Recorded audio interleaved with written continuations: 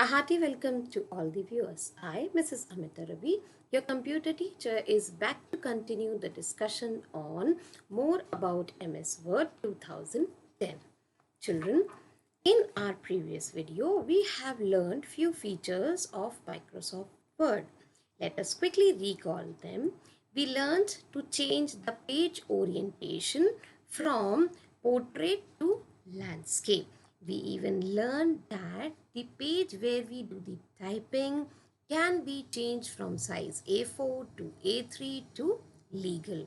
We can even change and set the margins of the page. The four types of margins are top, bottom, left and right. Both the rulers help us to set the margin.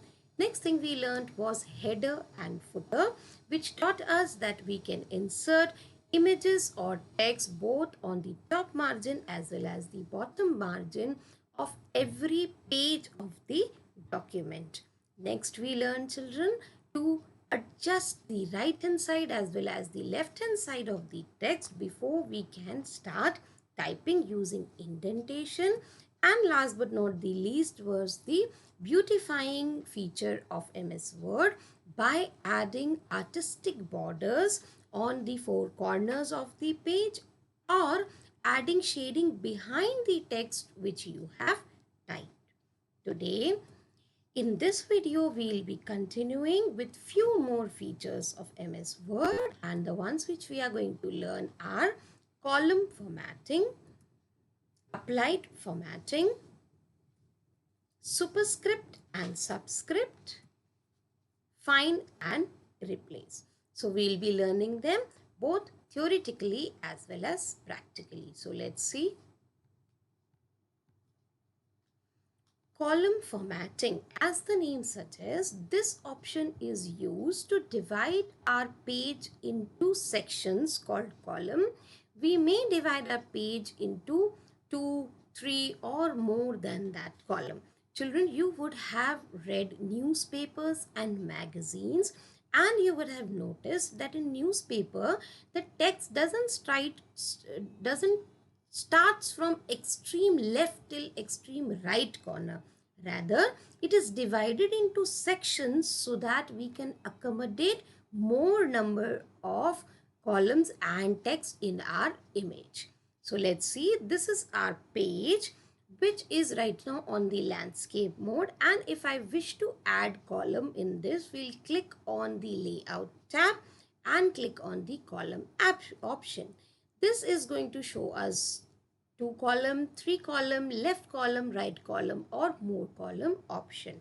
Once we click on 2 column option, you can see the page is divided into 2 columns. That means when it is divided into 2 columns, then the page first allows us to type towards the left and then it allows us to type towards the right. To remove the column, you can simply click on the column and click again one column text. You all can see this is again divided into one column. Let us see now. Next after column formatting is applied formatting. This is a very useful tool because it acts as a shortcut. This tool, Format Painter, helps us to copy the format of the text we select. We are not talking about copying the text. We are talking about copying the formatting done to that particular text can be copied using Format Painter, and that can be applied simply by clicking on the other text. Let's see. Here I'll be selecting few words and will try to change its formatting. Like from font size 45, I'm making it 55. Then I'm changing its color to black, changing its style to italics. Once this formatting is being done, if I click outside the text, you can see the difference between these words. Now, selecting this text When I click on Format Painter, it copies the formatting done on these three words and it copies it to the other words which I select. See, I have not gone to the font size, not changed the color and not clicked on italics, but all the three types of formatting it has copied from God help those and applied it to there is no. Same ways, once again I'll click on format option and I am going to select now